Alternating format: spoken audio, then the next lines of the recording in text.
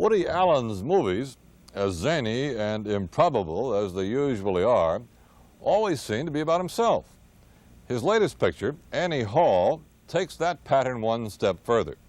It is based on real life, his former relationship with co-star Diane Keaton, a memory of their past, relived with warmth and the unique perspective of Allen's humor. Darryl Pollack, who admits to being a fanatic Woody Allen fan, recently met her idol in New York and brought us back a clip of the movie and a filmed interview. It's me. Oh. Are you okay? What's the matter? Are you all right? What? There's a spider in the bathroom. What? There's a big black spider in the bathroom.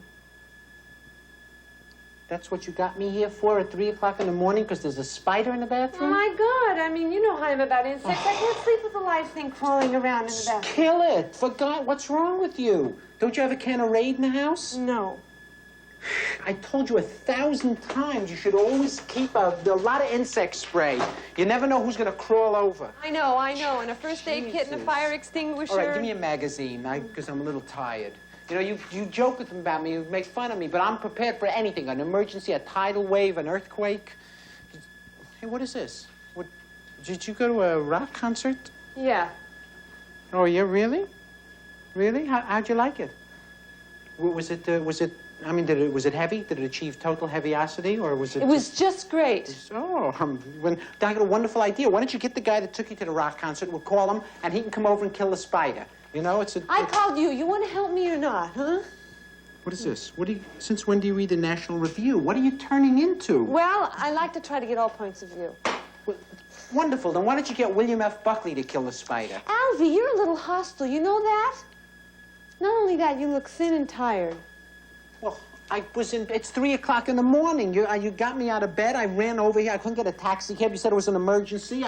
I ran up the stairs. But I was a lot more attractive when the evening began.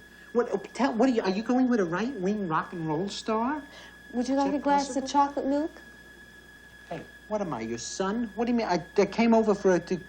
I got the good chocolate. Yeah, where's the spider? Is it in the bathroom? Mm-hmm. Okay. Hey, don't squish it, and after it's dead, flush it down the toilet, okay? And flush it a couple of times. Darling, I've been killing spiders since I was 30, okay?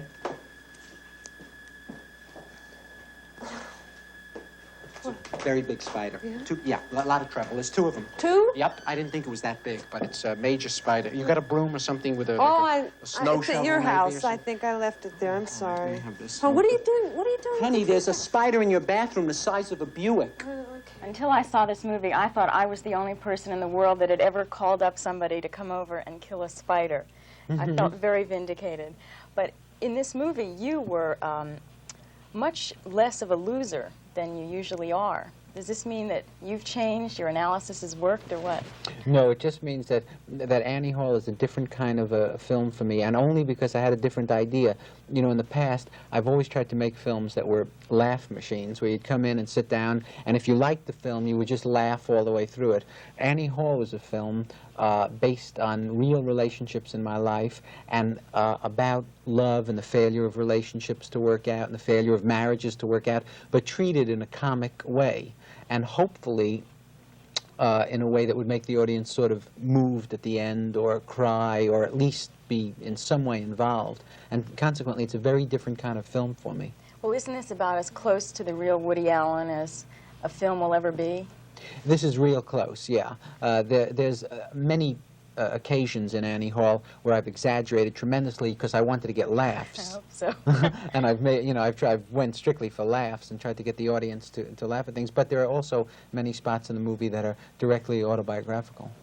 Well, is this pretty much how you are? Have you been kind of goofing on all of us all these years and you never really saw yourself as a loser, or have you really changed?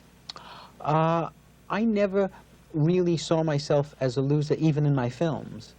You know, people used to say that about me, but I never saw myself as a loser. I saw myself as someone who always had a hard time, but who triumphed. In Bananas, I wound up with Louise, marrying her. In Sleeper, I wound up winning Diane Keaton over a very big, tall, handsome, blonde guy.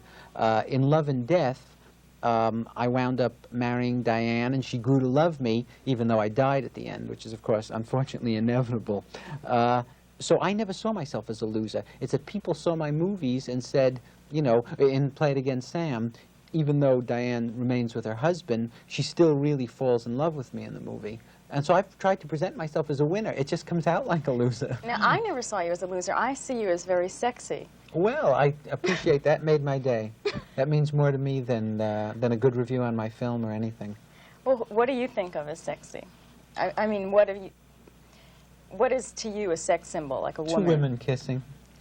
I mean, it's, you know, I don't know what's sexy to me is. You don't think you're sexy? Me? No, I think Al Pacino's sexy. I think Robert De Niro's sexy.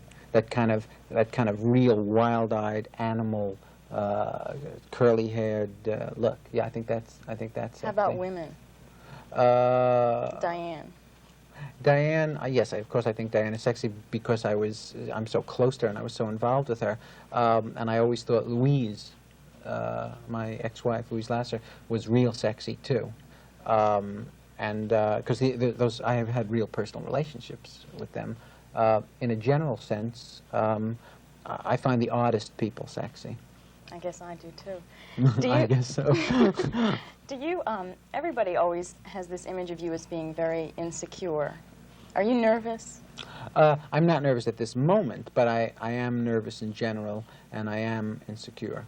Yes, and paranoid and anxiety-ridden. That's true.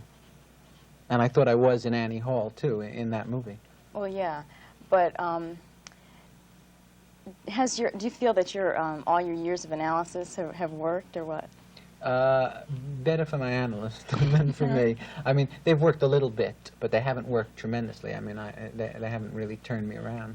What are there must be things that you've wanted to do. You play the clarinet, and now you're in a comic strip. You're the basis of a comic strip, and you've directed movies. Do you have any fantasies that you haven't done? Sure, I'd like to write and direct a heavy, serious tragedy. Not act in it, but write and direct one where, you know, a real serious movie like Eugene O'Neill or something. Any other crazy fantasy? No. Oh, crazy fantasies? I'd like to jump naked into a vat of cold Roosevelt dimes. Okay.